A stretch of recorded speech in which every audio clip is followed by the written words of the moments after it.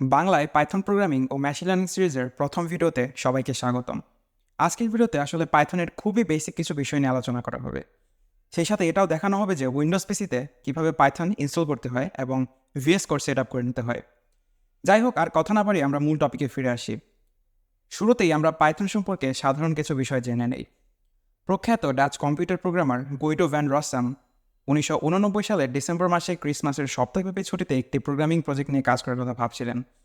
তখনই তিনি আসলে পাইথন প্রোগ্রামিং ল্যাঙ্গুয়েজটি বানানো শুরু করেন, যা 1991 সালে প্রথম প্রকাশিত হয়। মজার ব্যাপার হলো, এটি কিন্তু মোটেও অজগরের নামে নামকরণ করা হয়নি, বরং তখনকার সময় মন্টি পাইথন ফ্লাইং সার্কাস নামের একটি শো হতো, যার ভক্ত ছিলেন আমাদের এই রসাম।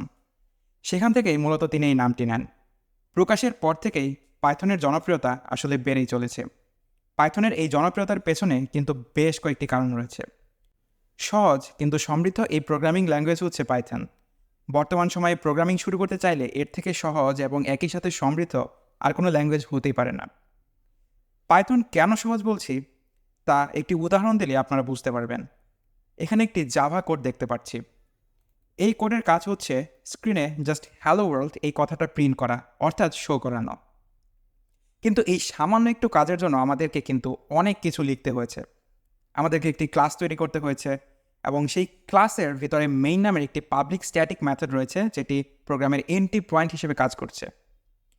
এই মেথডের ভেতরে আবার একটি লাইন রয়েছে যেটি হ্যালো ওয়ার্ল্ড কথাটা কনসোলে প্রিন্ট করানোর কাজটি করছে। এই যে পুরো কোডটা কেউ যদি শুরু থেকে লাইন বাই লাইন ভালো মতো বুঝতে চায়, তাহলে তার ক্লাস এবং অবজেক্ট সম্পর্কে বেশ ভালো রকমের ধারণা থাকা লাগবে। কেউ যখন প্রোগ্রামিং শুরু করতে এসে শুরুতে এমন অদ্ভুত কিছু দেখে ফেলে, তখন আসলে তার ভয় পাওয়াটাই স্বাভাবিক। এখন এই সেম কাজটাই আমরা যদি পাইথন দিয়ে করতে চাই, তাহলে কিন্তু জাস্ট এই একটা লাইন লিখলেই হয়ে যায়। কেউ যদি কোনোদিন পাইথন কোড নাও দেখে, তাও সে এটা দেখে মোটামুটি একটা আইডিয়া করে ফেলতে পারবে যে এখানে আসলে কি করার চেষ্টা করা হচ্ছে। হ্যাঁ, এতটাই সহজ পাইথন। পাইথনের জনপ্রিয়তার পেছনে আরেকটি বড় কারণ হলো এর বিশালাকার লাইব্রেরি। টিকে পাই গেমস ব্যবহার করে খুব সহজেই গ্রাফিক্যাল ইউজার ইন্টারফেস অ্যাপ্লিকেশন অথবা গেম ডেভেলপমেন্ট করা যায়। এছাড়াও রয়েছে নামপাই, সাইপাইয়ের মতো লাইব্রেরি, যেগুলো সায়েন্টিফিক ক্যালকুলেশনকে নিয়ে গেছে অন্য লেভেলে। আমরা যখন মেশিন লার্নিং শুরু করব, তখন দেখব যে সাইকিট লার্ন, টেনসরফ্লো এর মতো বেশ কিছু অসাধারণ লাইব্রেরি আমাদের কাজকে কতটা সহজ করে দিচ্ছে।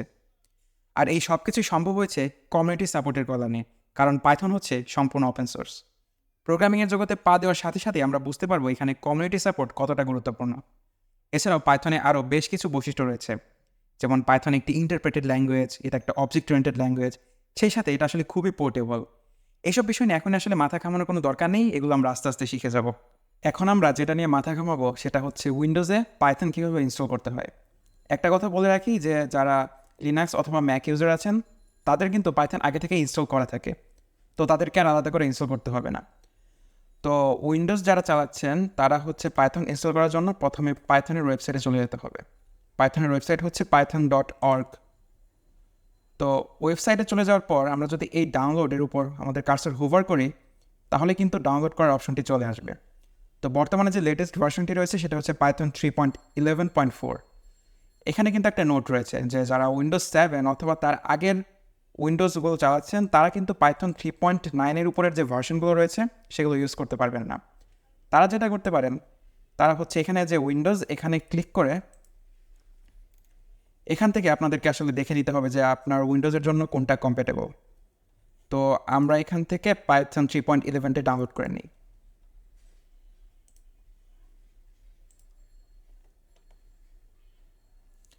তো আমাদের ডাউনলোড আসলে কমপ্লিট হয়ে গিয়েছে। এখন যদি আমরা এটা ইনস্টল করি, তো ইনস্টল করার ক্ষেত্রে আমাদের একটা বিষয় মাথায় রাখতে হবে, সেটা হচ্ছে এখানে যে অ্যাড python.exe to path, এই জিনিসটা আমাদের টিক দিয়ে দিতে হবে, তা না হলে আমাদের কিন্তু কোড রান করতে প্রবলেম হবে। তো এখন আমরা ইনস্টল নাও ক্লিক করি।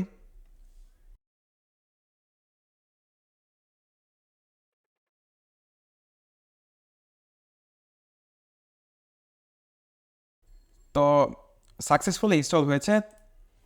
এটা চেক করার জন্য আমরা যেটা করতে পারি যে ইনস্টল হয়েছে কিনা, আমরা এখানে গিয়ে সার্চ করতে পারি cmd। এখানে গিয়ে যে উইন্ডোজের যে কমান্ড প্রম্পটটি রয়েছে, এটা ওপেন করার পর আমরা যদি এখানে পাইথন লিখে এন্টার বাটনে প্রেস করি, তাহলে দেখবো যে পাইথনের ইন্টারপ্রেটারটা কিন্তু অন হয়ে গিয়েছে।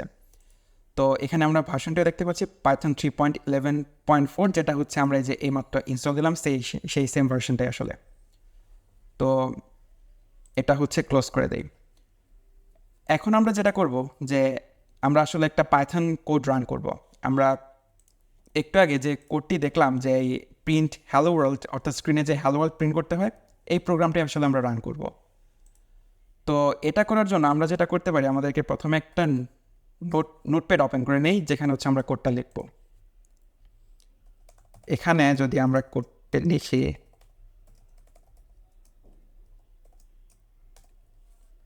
লিখে আমাদেরকে হচ্ছে সেভ করে নিতে হবে। সেভ করলাম হচ্ছে ডেস্কটপে, এবং সেভ করার সময় একটা বিষয় মাথায় রাখতে হবে, আমরা যখন নাম দেবো লাস্টে হচ্ছে .py দিতে হবে, যাতে হচ্ছে আমাদের কম্পিউটার বুঝতে পারে যে এটা একটি পাইথন ফাইল। এটা সেভ করে দিলাম। এখন হচ্ছে এখানে কিন্তু টেস্ট নামের যে পাইথন ফাইলটি সেটা কিন্তু ক্রিয়েট হয়ে গিয়েছে। এখন কথা হচ্ছে আমরা এটা হচ্ছে রান করব কিভাবে। আমরা এটা রান করার জন্য সেই আগের কমান্ড প্রম্পটটাই ইউজ করব। তো আবার কমান্ড প্রম্পট ওপেন করি। কমান্ড প্রম্পট দিয়ে এখন আমরা এটা কীভাবে রান করতে পারি, একটা জিনিস খেয়াল করি, এখানে কিন্তু আমরা একটা অ্যাড্রেস দেখতে পাচ্ছি যে কমান্ড প্রম্পটটা এখন আমাদের পিসির আসলে কোন লোকেশনে আছে। এটা হচ্ছে সি ড্রাইভের ইউজার ফোল্ডারের ডেবজ্যোতি এমএস, এটা হচ্ছে আমার ইউজার নেম, এই ফোল্ডারের ভেতর আছে।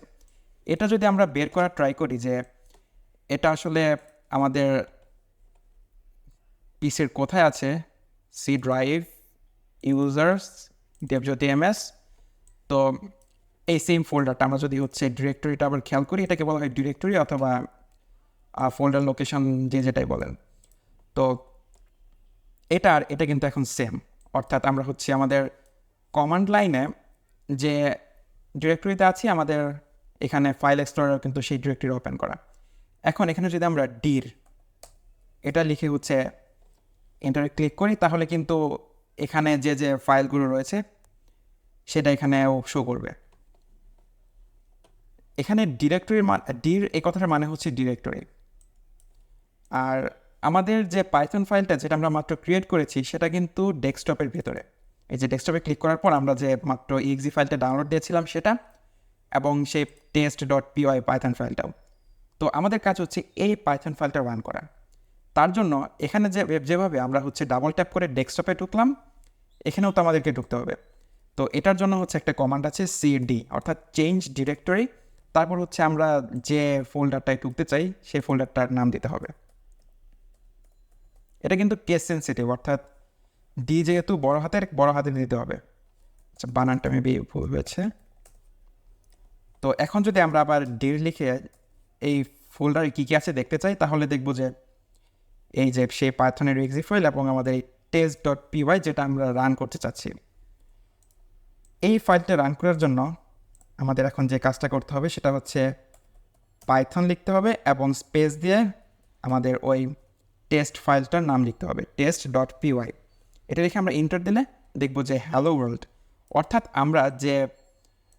আমরা যেটা করতে চাচ্ছিলাম যে এই ফাইলটা, এই কোডটা রান করে অর্থাৎ হ্যালো ওয়ার্ল্ড এই কথাটা প্রিন্ট করতে চাচ্ছিলাম, সেটা কিন্তু আমাদের কমান্ড লাইনে প্রিন্ট হয়ে গিয়েছে। এখন কথা হচ্ছে আমরা যদি বারবার এইভাবে ফাইল ক্রিয়েট করে কমান্ড লাইনের মাধ্যমে আমাদের প্রোগ্রামটা রান করি, কাজটা কিন্তু বেশ বিরক্তিকর।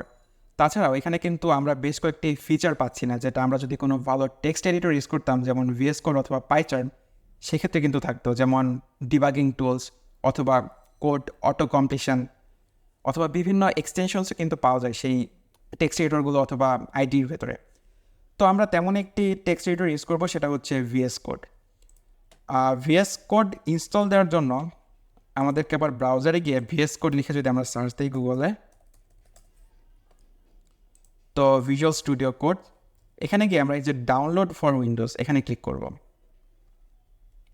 এখানে ক্লিক করে একটু অপেক্ষা করলে আসলে ডাউনলোড শুরু হয়ে যাবে। তো আমরা ডেস্কটপে আবার ডাউনলোডটা করে নিই।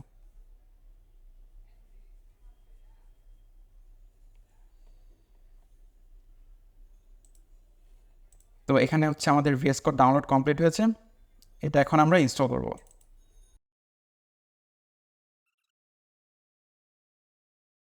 তো লঞ্চ ভিজুয়াল স্টুডিও কোড, এটা হচ্ছে টিক দেওয়া আছে, আমরা ফিনিশে ক্লিক করলে ভিজুয়াল কোডটা হচ্ছে অটোমেটিক্যালি রান হয়ে যাবে। তো এখানে আমরা এরকম একটা ওয়েলকাম স্ক্রিন দেখতে পাবো। আপনাদের একটু অন্যরকম হতে পারে, কারণ যেহেতু ভিএস কোড আমি আগেও ইউজ করেছি, তো এখানে যে রিসেন্ট ফাইলগুলো কিন্তু দেখাচ্ছে আমার। ভিএস কোড ওপেন হওয়ার পর আমাদের কাজ হচ্ছে এই যে test.py এই ফাইলটিকে এখানে রান করানো। এর জন্য আমরা যেটা করতে পারি, এই ফাইলসে গিয়ে আমাদের এই ডেস্কটপ ফোল্ডারে গিয়ে এই ফোল্ডারটা আমাদেরকে ভিএস কোডে ওপেন করে নিতে হবে।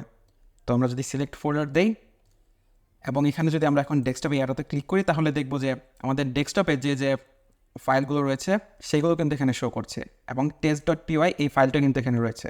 তো আমরা যদি এখানে ক্লিক করি তাহলে কিন্তু এখানে এটা চলে আসবে। এখন আমাদের কাজ হচ্ছে এই কোডটাকে এখানে রান করা।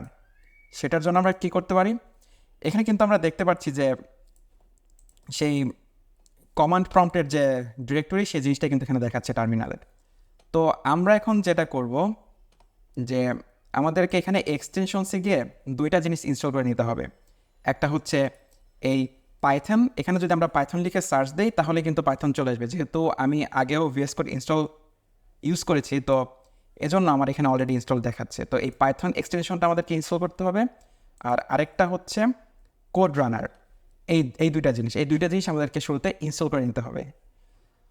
আর ইনস্টল দেওয়ার পর আমরা যদি টেস্ট পাই এই ফাইলটা ওপেন করে রান পাইথন ফাইল এখানে যদি ক্লিক করি, তাহলে দেখব যে হ্যালো ওয়ার্ল্ড এই কথাটা প্রিন্ট হয়ে গিয়েছে।